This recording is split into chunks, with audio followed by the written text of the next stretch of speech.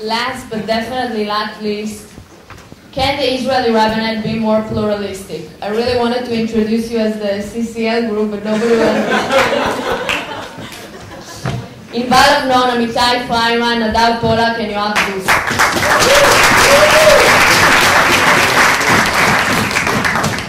Okay, we're the last one, so wake up, everybody. A modern Orthodox, conservative, reform, and secular Jew meets up and decides to ask the question, can the Israeli Rabbinate be more pluralistic? Short answer, no. But have no despair, we found a solution.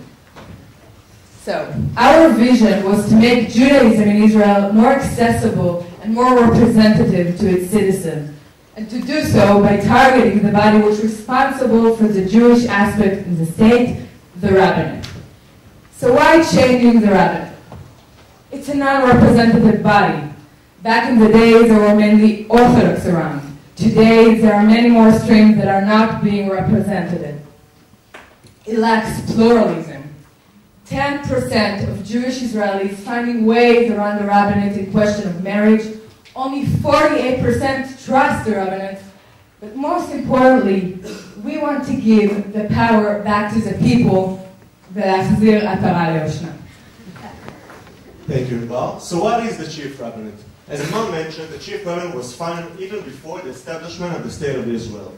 Since its establishment, it's responsible for providing religious service to the Jewish citizens of the State of Israel, including marriage, divorce, kashrut, burial, and conversions. Now, one more important role is bringing the Jewish citizens of the State of Israel closer to religion. Now, I want to ask you, do you feel that the Chief Rabbinate in Israel got you closer to religion? No! Of course not. The outline of our capstone started in the historical overview of the Chief Rabbinate in Israel. After that, we looked in religion and state. We examined problems and their causes and the role of the Chief Rabbinate within it. We analyzed failed proposals, and from that we deducted our final model, which we presented to key figures from the field. So, as Nadav told you, during our research we analyzed some of the main problems in which the Rabbinate is involved today in Israel and their failed solutions. Specifically, we'll examine the Naaman Committee as an example. The committee was founded in 1997, was headed by Yaakov Naaman, today the Minister of Justice, and this committee set out to find a solution for the problem of conversion in Israel. In this committee sat all three main streams of Judaism in Israel, and amazingly they reached a solution. They recommended that the conversions be done by Orthodox standards, but that each stream will have their own preparation process. Unfortunately, the findings of the committee weren't implemented due to political pressures spearheaded by the Rabbinate.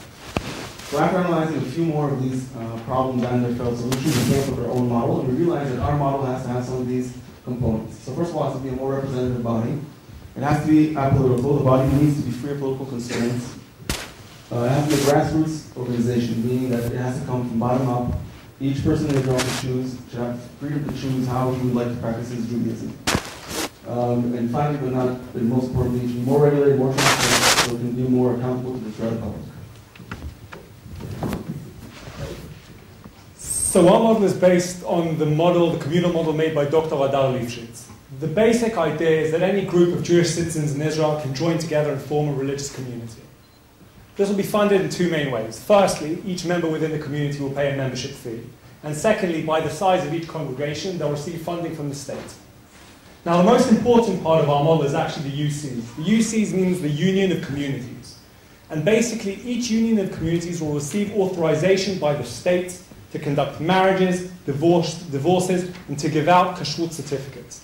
So instead of having one centralized body that we have today, we're going to have a number. The UCs themselves have to be built up of at least 250,000 people in each, and this is made up of the communities which join between themselves. Above the UC, we can see the High Council, which is what used to be the Chief Rabbinate, or we hope is what used to be the Chief Rabbinate. And they have two main jobs.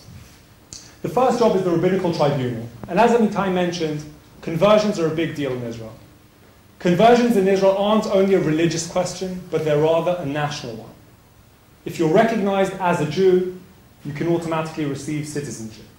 For this reason, we believe that we can't delegate this to each UC, but rather it needs to be one centralized authority. And as we've seen, this has been agreed upon before. The other job that they have to do is to nominate a chief rabbi. And this chief rabbi is the presidential figure. It's the Shimon Peres of the rabbinate, if you will.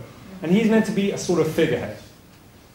We've built a transitional model. We've built a transition period of 5 years where we can move from the model that we have today into a more representative, more grassroots, and basically a model that can bring people much, much closer back to religion. We believe that this is a unique opportunity. The current coalition sitting in Jerusalem, for the first time in 20 years, does not have an ultra-Orthodox party which sits as the swing vote. Thank you very much.